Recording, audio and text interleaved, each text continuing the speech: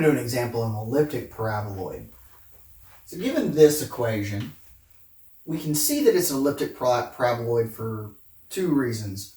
One, I've got a negative on this, and it's degree 1. And 2, if I rewrite it,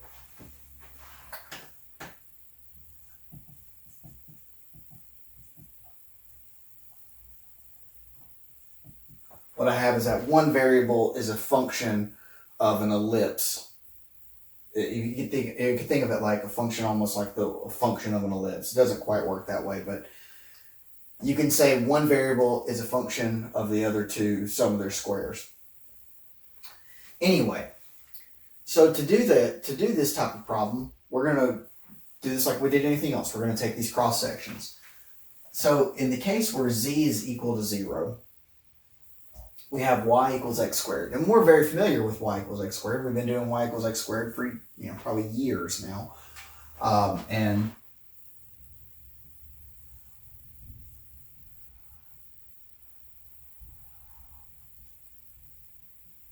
Right, it's just a standard parabola. And then what we see is in the case where x equals 0 in the yz plane, we're also going to have the same exact parabola.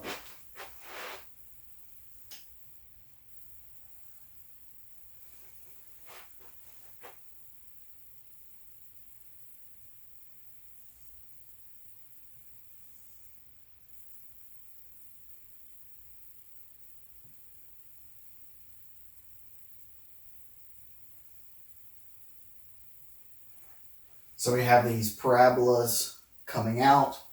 Now the xz plane is a little more interesting. In the xz plane, if y is equal to 0, well then x and z are also equal to 0. So that's not very helpful. But what about the case where y equals 1?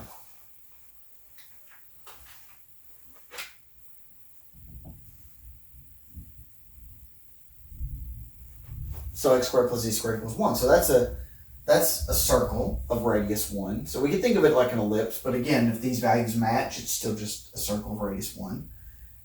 If y is 4, that's a circle of radius 2. So what you actually have in this particular case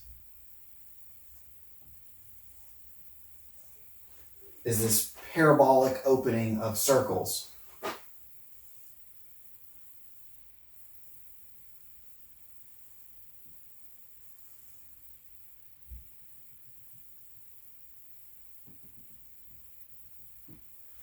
And that's kind of the idea of what you're dealing with here. That's an elliptic paraboloid.